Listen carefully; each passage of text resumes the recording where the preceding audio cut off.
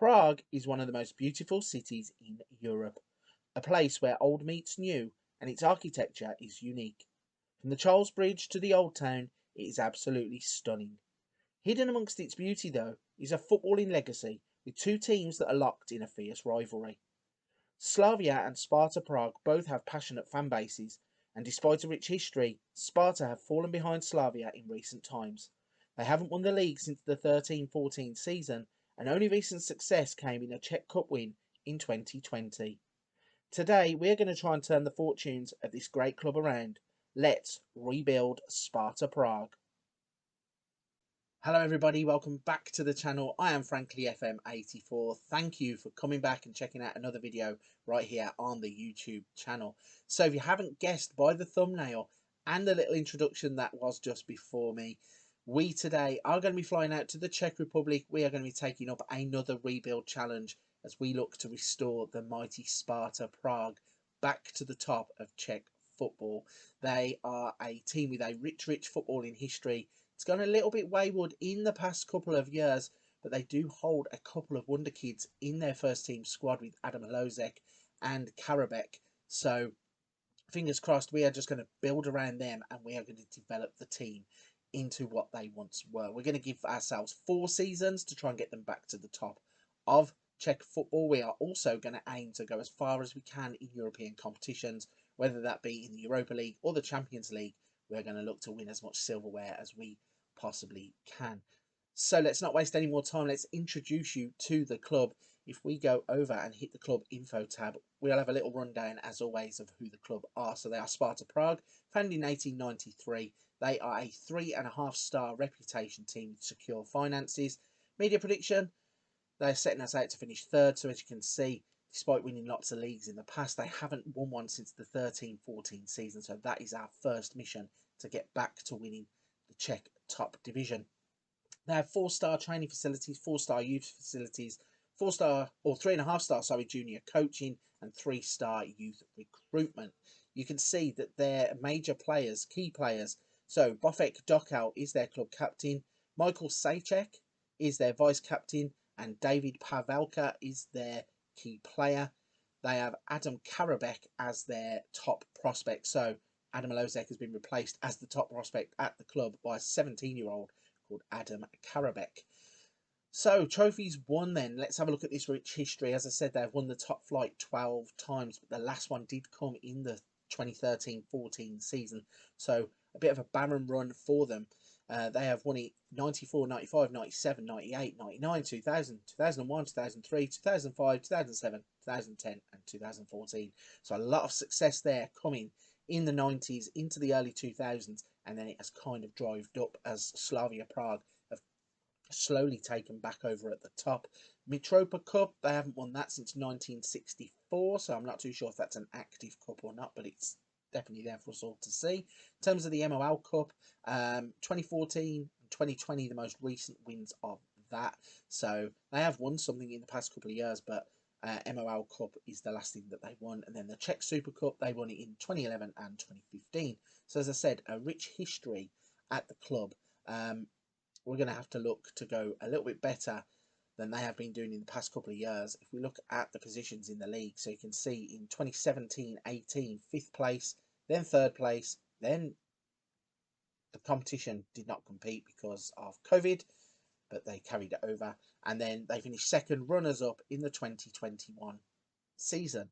So that is a building stone for us to work from. Back to the club info. Is there anything else we need to cover there? They play at the Letna Stadium, which is it's a good enough stadium. It's big enough for what they need and what they are as a team, and it is good in terms of their facilities. So then, let's have a little look at this club vision. What do the club want us to do? So they want us to play attacking football, sign high reputation players. That I can tell you right now is going to be difficult, because when we go to the finances tab, you'll see exactly what we are up against in this one. Do not sign players over the age of 29. Then they want to spend the original transfer budget. Okay. They want to work within the wage budget. So for the end of the current season, they want us to win the league. So they are an ambitious team who want success back at the club very quickly. In terms of the MOL Cup, it's not important. And for the Champions League, They want us to reach the playoffs as a minimum, work towards becoming the most reputable team in the Czech Republic, and develop the best youth system in the country. And then that kind of just repeats itself as we go forwards until they get to the end of the 25-26 season, when they want to become the most reputable team in the Czech Republic, develop the best youth system in the country, and continue to win the league. So you can see we are going to need to bring success quite quickly to the club. In terms of the finances then, this transfer budget they want us to spend the whole amount of is zero. They start off with £7.1 million in the bank, a zero transfer budget. So free transfers and trying to ship players out to get money to spend is going to be in order for the first season. Wage budget though, where they have some room to manoeuvre, 188,000 available, 121,000 spending. So they do have 60,000 to play with if we can find the right free transfers. As ever in these challenges, the first transfer window we have turned off, so we cannot do any business until January. The last thing to show you, I think, before we jump into this one then, is the squad and the assistant report. So you can see that the system that we are playing is still the 4-3-3. It's kind of spread out. You could call it a 4-5-1, but we'll go with a 4-3-3. And they think that our best lineup at the start of the game is Nita in goal, Hoja, Panak, Hanko, and Seluska at right back, Pavelka, Krejci, Sejcek in the middle, and then Hlozek, Haraslin, and Julius up top. Means that we have a good base there. There are some 4-star players or 3.5-star players. Hlozek obviously is a wonder kid at the start of the game, as is Karabek, so we have something to build off. But I've got a feeling this one is going to be a really, really good challenge. That zero transfer budget is going to make it difficult. So let's not waste any time. Let's jump to season 1, show you what happened. Can we get them back to the top of Czech football first? Here we go then, we have advanced to the 1st of June 2022. The first season is complete. If you remember, we started off with a transfer budget of £0 that the board wanted to spend a lot of. They also wanted some high profile players. I think they're going to have to realise that wasn't going to happen in the first season. So we had to shift a few players around to get a bit of money to spend. Here's exactly what we did with the players going out then. So we let Dockel go to Hamburg for £500,000. Panak went to Benevento for £110,000. Paul Crabb to Nottingham Forest for £450,000. Krejci went to Arsenal for £5 million. Minchev to Atalanta for £2.1 million, rising to £3.1 million. And then there was a few other youth teamers and local players that kind of just moved along. We let a couple go for free and we got little fees for the others. That meant then that we had some money to spend. If you remember, we turned the first transfer window off, so we didn't start spending until January. And this is what we did with the money. We decided to go with a kind of low risk, high reward kind of strategy here. The board wanted high profile players. As I said, it's not going to happen. But what we thought we could do is try and go and raid South America for some wonder kids. And hopefully, in the long term, that'll bring some more money in. And then we'll start to grow the club from there. So let's show you who we bought. We bought Derek from Santos for £250,000. He is a tall centre-back who I think further on in the save could become quite vital in our back line. Luan Patrick came from ATP for £1.5 million. He is a midfielder who can play anywhere through the middle. Also can play as a defender, which is pretty good for versatility. I think, again, he might become a bargain down the line. Signed Elias, who is a tricky winger, can play on either side, can also play up front, which is a bit of a bonus.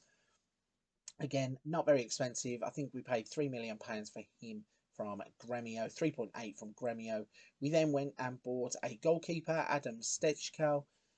He's a Czech player, so one basically for the future. Bought him from Liefering, which is, I think it's either Leipzig or Salzburg's feeder team.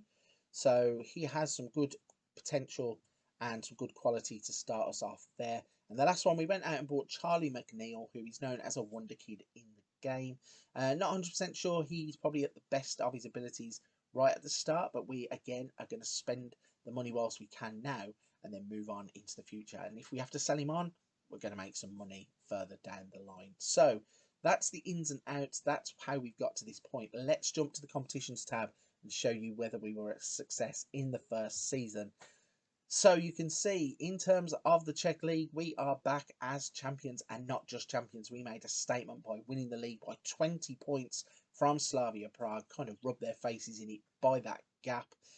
Champions League, we were knocked out in the playoff path by Celtic, so a little bit disappointing, but we came up against Celtic and they were better on certainly the second game. I think we drew the first game 0-0, so a 1-0 loss in the Champions League pathway to get to the main event. However, we did go into the Europa League, and in the Europa League we did really well. We got to the semi-finals. We got knocked out though by Lazio, so board will be proud of that. In terms of the Mole Cup, again, as I said, we hadn't won it for a while, but we do win it this season. Let's show you the final.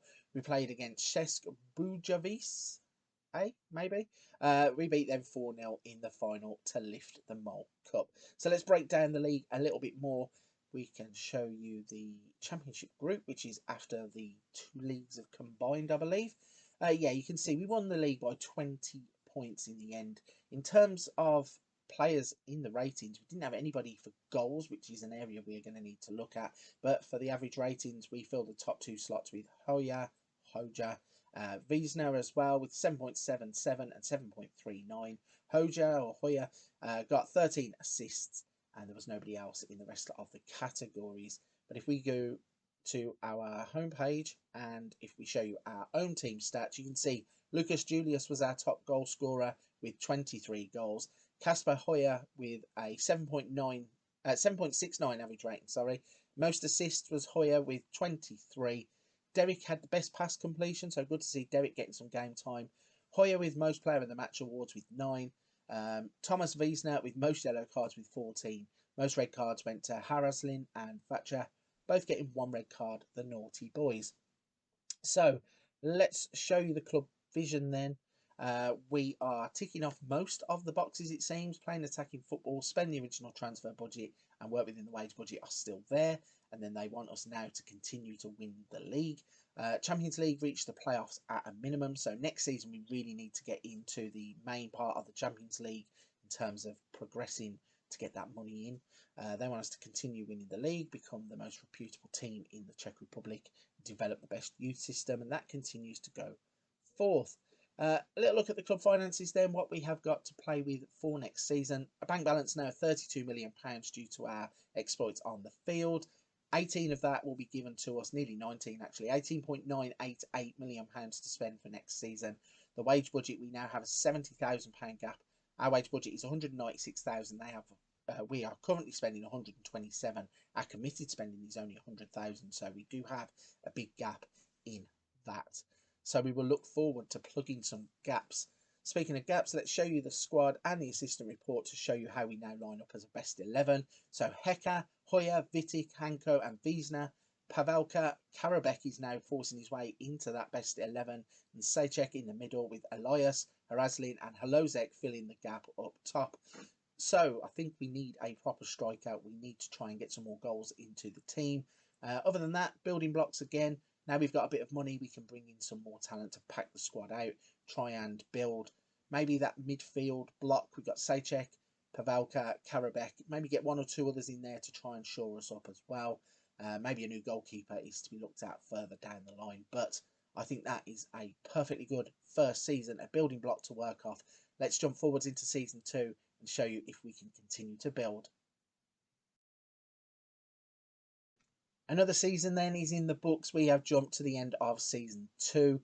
And if you remember, we had £18 million in the transfer budget. We also had a gap in the wage budget to spend. We wanted to focus on building through the block in the middle of the park and also maybe letting a few players go from the squad and then packing it out as best we can. So starting off with the transfers out, on the right hand side, you can see we did let a fair few amount of players go. Nitter being the big one at the top there. He was our first choice goalkeeper, but at his age, we just kind of thought we'll move him on. We'll try and get a replacement in. And then in terms of other major signings, Onfej Sesluka was the big one, £500,000 going to Lokomotiv, and Draco at the bottom there for £300,000 going to Cremonese. So not really too much doing in the way of big transfers out, and we are signing players to replace the squad players that we have let out, but 1.5 million regenerated, but we did have 18 million to spend. So let's show you who we signed. So from Heredek Kralovi, we signed Stepan Harazim. He is a right back who can play as a centre back, comes in to replace Saluska. I think he's a bargain for the money that we paid, and one that in time at 22 years old will build himself into a first team player. The next player through the door was Valentin Antov. Came from CSK Sofia for £3.1 million. You can see he's one of the players that we were talking about. Plug that gap in the centre of the park. Can also play as a centre back. Has some very good stats for tackling, passing is good, teamwork and jumping reach, all benefits to him. Hrvoje Smojicic from Reka was next. £3.5 million. Can play anywhere across the back, which is a good thing. It has good tackling, good passing. Again, good strength, stamina, pace, everything that we're going to need in these players to mould them into what we want in terms of being either in the like left backs, wing back positions, or as a centre back. And I think he can do all of those things. The next one was Christoph Kabongo. He was a player who popped up on a scouting report. Not really much to him at the start of the game, but at 19 years old, there is definitely a building block there for us to work with. A quick, dynamic winger who hopefully will build himself into a first teamer. We then have Radek Letau. He was a free transfer. He was let go of by somebody else. We went and picked him up as a local Czech player. Thought he could plug the gap at right back if we needed a rotation option. And we then went and bought Martins Tutu Mapondo. Now, the thinking behind this transfer was the previous season he had scored a load of goals in the second division in the Czech Republic. I know that doesn't always translate across, but we were struggling for goals in the last season. So we went and tried to buy a player who's going to score goals in Czech football, knows the league and the system. And even though he isn't one for the future, maybe he can just plug a gap and be a rotation option in the short term. We then went and signed Philip Zinkernagel. Got an Oxford shirt on there, but I think he came from Watford, so he was probably on loan there in the 21-22 season. What can you say? This is the type of player that we are looking for. A bit of a bargain, really. Good pace, good acceleration, good flair, good passing. Technique is good. Vision and work rate. I think he's a player who is going to go opposite Hrvoje and do really, really well for the club. And then Leonardo Matthijs is a goalkeeper who we signed for quite a lot of money, £7 million the outlay for him, but he is a wonder kid that comes in with a big reputation at the start of the game. He's got a lot of developing to do, but hopefully now Nita's gone, we can plug that gap for a little while, and Leandro Matthijs will be the one down the line. So that's what we've done in terms of the transfers, the players out and the players in. Did we win anything in Season 2? Let's hit the competitions tab and show you again we have won the league almost by an identical amount of points. Big gap again to Slavia Prague. So we have established ourselves as the best team in the Czech Republic, or certainly in the Czech Republic League anyway. We also won the Czechoslovakia Super Pohár. So I believe that is like their charity shield. Who did we play in that? So we played Slovan Bratislava in that game. So maybe it's... Is it the winners of... I didn't even look this up. So the winners of the Slovakian League against the winners of the Czech League, I think it is. But we won that 6-2. That's another thing to add to the list of trophies that we've won. And then we defended our Mole Cup, winning on penalties against Slovan Liberec in the final of that one. So let's break down the league campaign for the second season then. As I said, hit the championship group. Like I said, we had won the league almost by the same amount of points. We struggled for goals in the first season. We have a goal difference of 77 in this one, but I think that's more to do with the defence than it is the attackers. We played 35, won 30, drawn 1, lost 4, and won the league quite convincingly. In terms of the player stats, again, no goal scorers on that list. But with the average ratings, Hoyer and Travnik are the two players on there, 7.79, 7.72. So two really good scores there. And then exactly what we wanted from Zinkernagel, 14 assists for him, 11 for Hoyer. Player of the Match Awards, 8 for Hoyer in this season. So a decent turnout from our team in terms of the Czech League. We go to the home screen and have a look at the player stats as always for our own team. Hrvoje was top goal scorer with 23. Hoyer, 7.68 average rating. Zinkernagel was 20 assists. Hanko, best pass completion with 96%. Hoyer, 10 player of the match awards. Wiesner again with 10 yellow cards. He's a naughty boy. And at the bottom, even naughtier, was Stepan Harazim, our new signing, who got himself 2 red cards across the season. So let's have a little look at the club vision tab. We can show you that, again, the clubs still want us to do those 3 core things: play attacking football, spend the original transfer budget, work within the wage budget. Then they want us to finish in the top 2 places in the league now. So it's gone from win the league to finish in the top 2. We're going to do that pretty much every season. We're winning the league by nearly 20 points every season. I think we can now just look to build in terms of European competitions, pack the squad out and try and get us some success somewhere along the line in Europe, whether it be through the Europa League if we get knocked out of the Champions League, or dare I say go and win a Champions League, which is going to be difficult but not impossible in this game. And again, then going forwards, their 5-year plan is still to become the most reputable team in the Czech Republic and develop the best youth system in the country. Looking at the finances then for us to do such things, 30 million in the bank this time, but 15 million again to spend on players for the upcoming season. £281,000 in the wage budget gives us a gap of £130,000 in the wage budget. One thing I am finding in this save is that Sparta Prague have an upper ceiling of what they want to pay players. If you want to buy a player like Danny Ceballos, who we looked at in this window, and you want to pay £2 million for him and he wants 100 grand, you are not going to do it. There is no way you're going to talk this board into giving you massive wages for players. They have that ceiling and they stick to it, and fair play to them for it. They're not prepared to get themselves in a lot of trouble just to sign flashy players, even though they wanted the high reputations at the start. So then let's look at the squad, what we are building upon, the assistant report and our formation. So Hecker is still our number 1 goalkeeper. Hoyer, Hanko and Tov now goes in centre back, and Smojcic at right back. Sejcek, Travnik and Karabek are the midfield 3. Elias, Zinchenko and Holozek are the attacking 3. So again, we're just looking to build through the centre of the field. We're going to try and buy some defenders, I think, to shore us up. And also we need a goal scorer. It doesn't matter how it comes, by hook or crook. We're going to have to go out and buy somebody who scores goals because we are just not scoring enough. But that is season 2 down, and we are going to jump into season 3. Can we continue to dominate Czech football? Can we go one further in the Champions League? Let's find out. It's now the end of season 3. We have jumped forward to the 2nd of June 2024. And let's start off, as always, with the transfer business. So, as I said, we were looking to build the core of the team.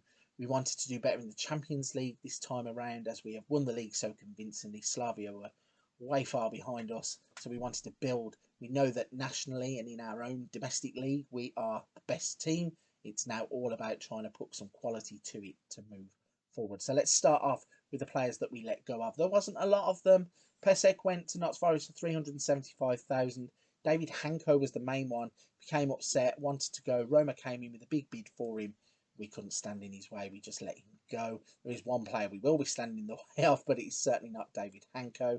We then let Vidra and Starek go as well. And the player at the top, Martins Tutu Mapondo, he was the player we brought in for a short fix, trying to get him up top and scoring some goals. It didn't work out. He couldn't break the team. So, players that came in then, we started doing our business really early. The first big signing that we made was from Sigma Olomouc, £4 million for Antonin Rusek, trying to address that situation up top of goals. He was actually on the list of top goal scorers for the previous season, so we kind of doubled that trick up. We went and got both Rusek and Peter Musa, who was the other one who was on that top goal scorers list, signing for £12 million. Of the two of them, Musa is 26 years old. He's the one who went in and started scoring goals. His stats at the bottom there. 10 Champions League games, 6 goals. So the pedigree is there. 26 league games, 16 goals. So I think, even though £12.5 million up front is probably a large fee, I think when it all works out and settles down, I think he will be good value for money. And the last player we signed was Mabido Sagnan from Real San Sebastian or Sociedad. He is a solid, no-nonsense centre-back who is strong, fit and can tackle. That's exactly what we needed at the back. He's a bit of a monster. And then we continued the signings.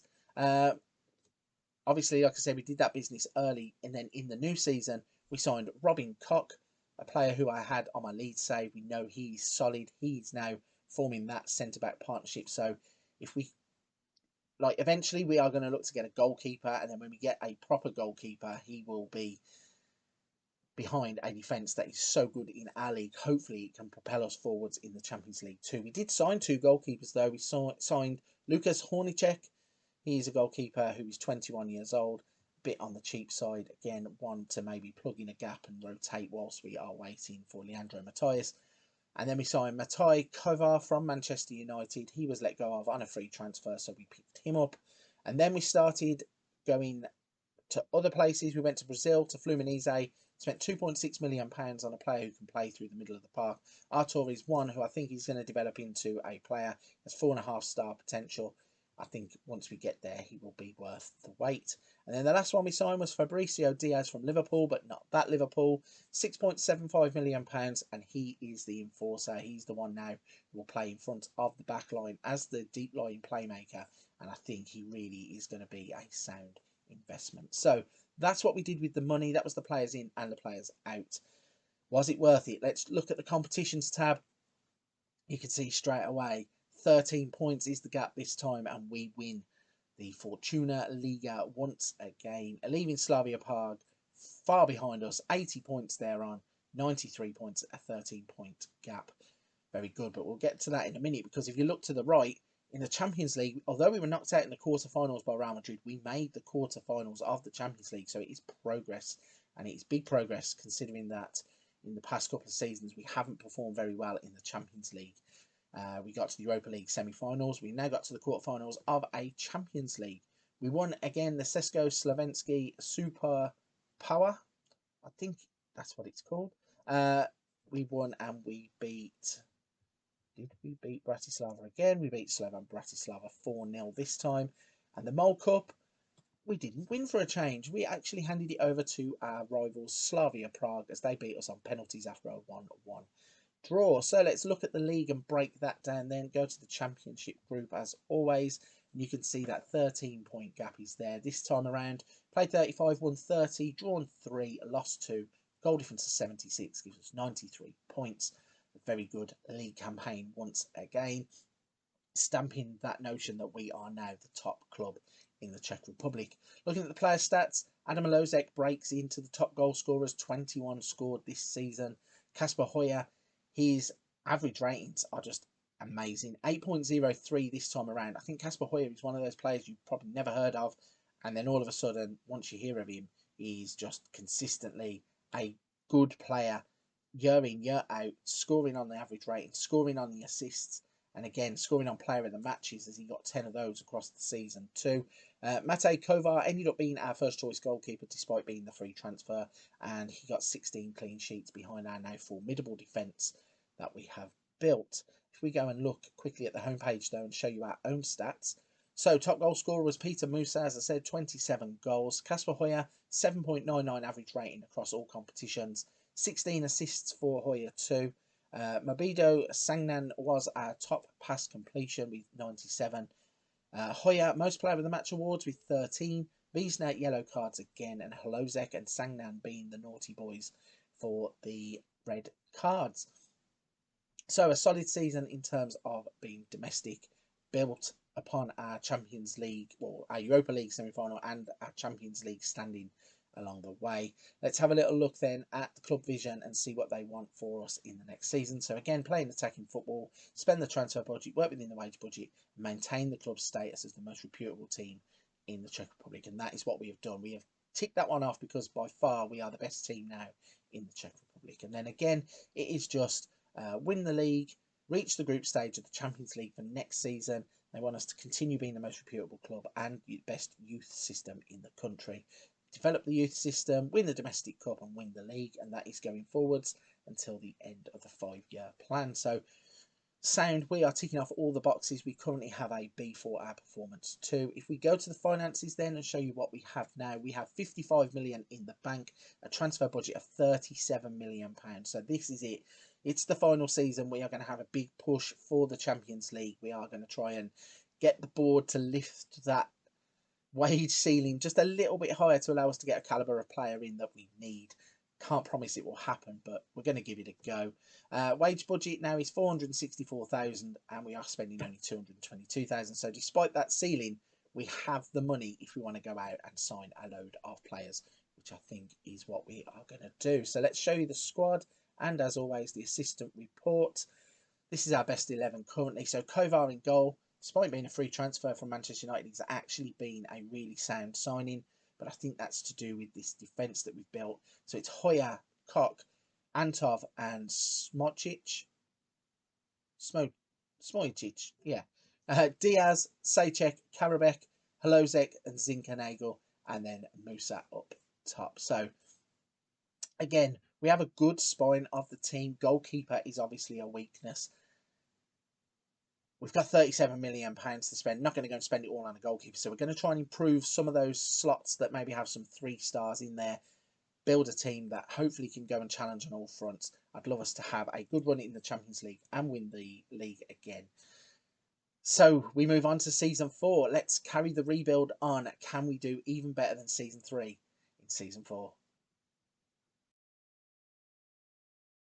It's now Season 4 then. This is the final season of the challenge. We are very close to the end. And as always, we're going to start off with the transfer activity that was both in and out at the club. Starting off with the outs then to see if we could regenerate any money that we would probably need to beat FFP if we're going to have a massive outlay, which, as you can see, we did. We went all in for the final season. But the first players that went out was Smocic went to Blackburn for £8.75 million. Luan Patrick ended up leaving, going to Blackburn for £1.2 million. Hecker went to Norwich for just 56,000, as you do. Charlie McNeil left us. Bit of a disappointment, really, Charlie McNeil. I think we spent about £4.7 million on him, maybe even more. Only got £750,000 as a return on investment, so not good there. Lucas Julius ended up going to Cremonese for £1.4 million, and the others there, not really important. Kabongo being another big disappointment. The scouts got him absolutely wrong too. But that meant that we could go out and we could replace those players. And remember, we had £37 million to spend, and we went and spent the lot. So starting off at the end of the season, the first signing was Pep Biel. He is an attacking midfielder or just a midfielder who basically is just brilliant everywhere.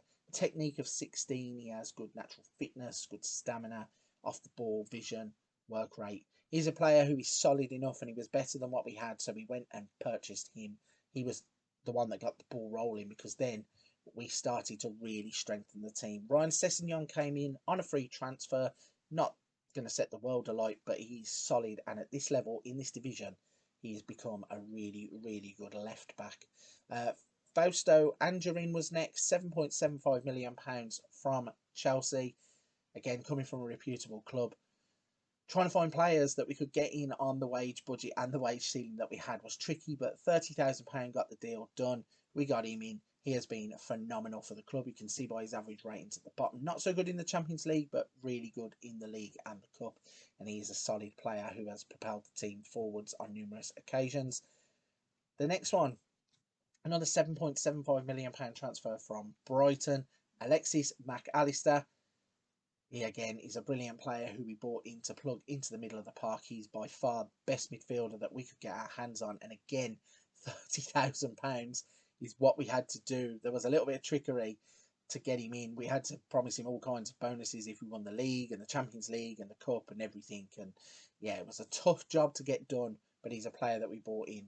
And this time around, there'll be no loss on return to investment, because he is a brilliant player who has done really well for us. The next one, Giacomo Lamana. He's from Juventus for £10.5 million. The first regen that we have signed in any of these rebuilds.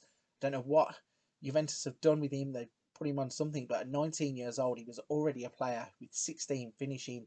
He has 11 pace, 14 strength, 15 natural fitness, good acceleration too. He's only going to build into the future. Probably a little bit early in the save to be buying him, but for £10 million, we bought him in.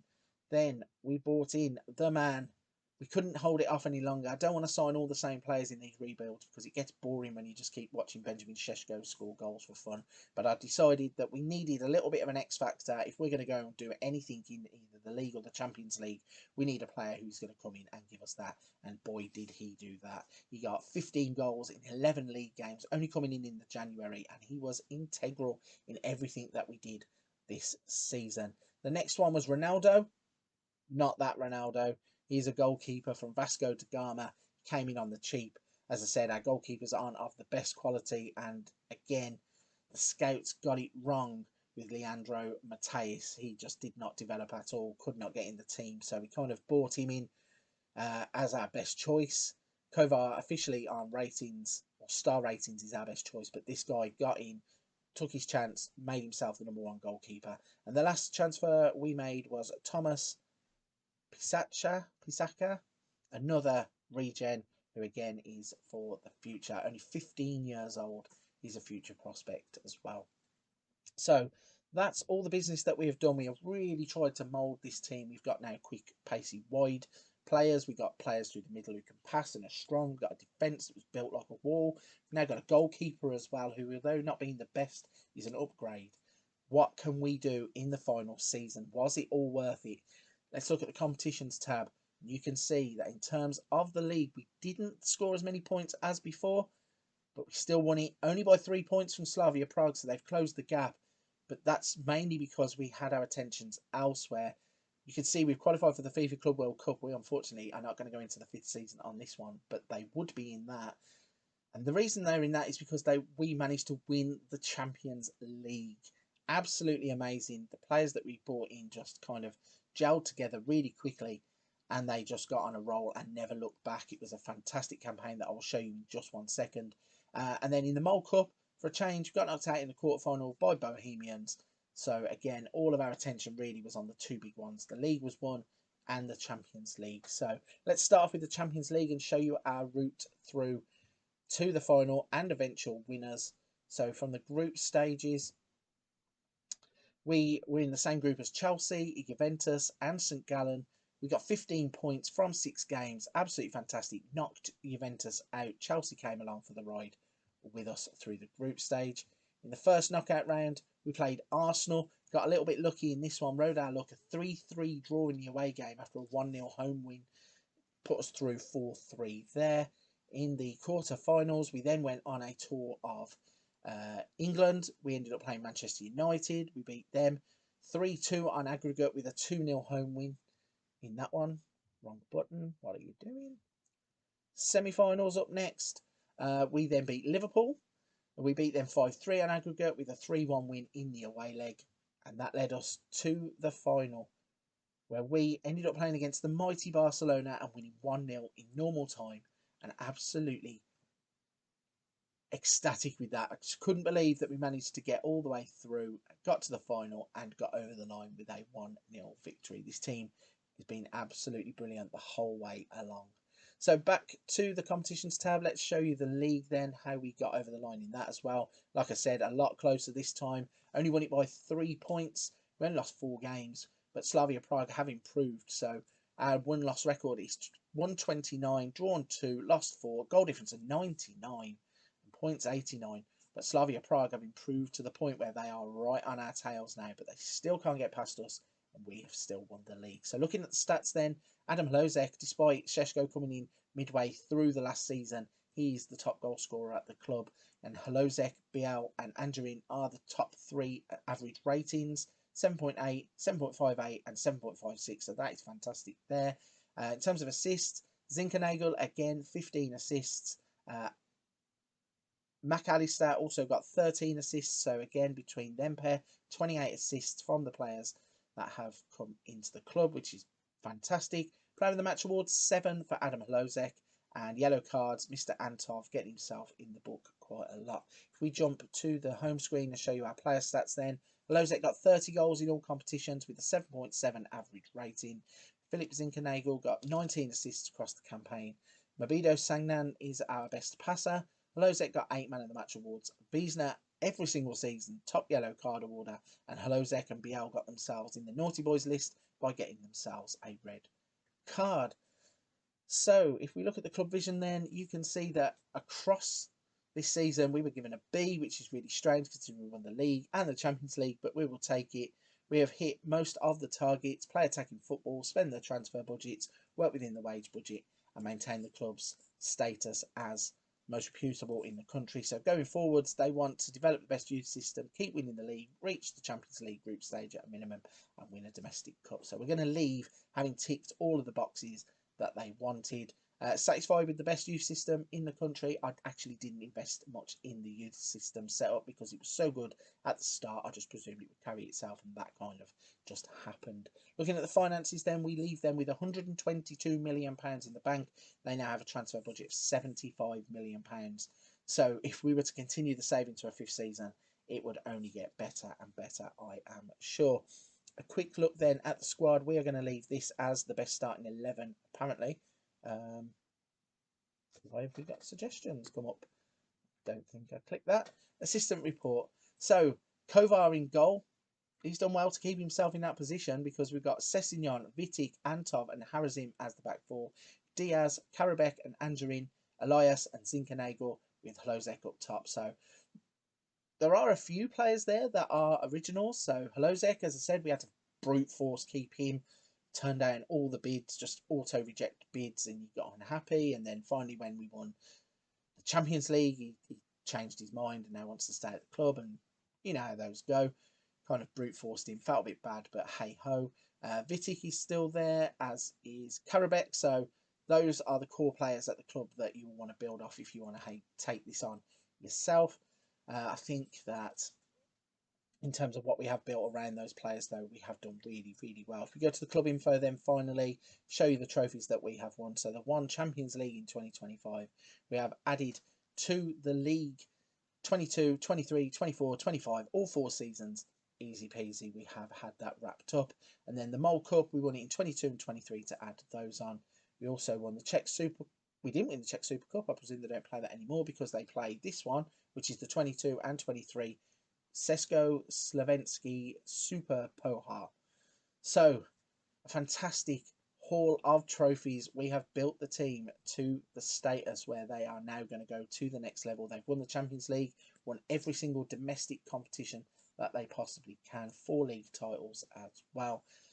If we was to go 5th season, I'm pretty sure we could get mental with this and go and destroy teams and really go on and build to be a superpower. But we're going to leave it there for the first 4. We only wanted to build it to the point where we were winning, and we have completely rebuilt this team and turned them into not only a force in the Czech Republic, but also in Europe.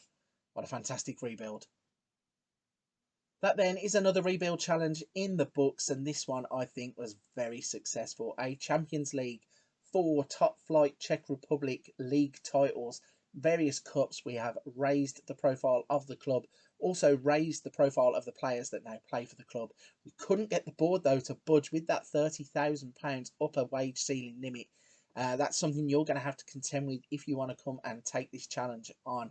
I would highly recommend it because it's been an absolute pleasure managing in the Czech Republic and Sparta Prague. In real life, they are a brilliant club too, and I hope that they start to get the success back on the pitch very soon. But for this one, I'm going to start wrapping it here. If you're still watching at this point in the video and you're still listening to me, firstly, thank you very much. I really do appreciate that. If you want to do me one small favour though, please don't forget to hit the like and subscribe button on the video to help the channel out. Drop a comment in the section down below if you want to see somebody else on the rebuilds. But for this one, I'm going to wrap it there. Come back and view another video on the channel, or I'll see you again soon on another rebuild challenge.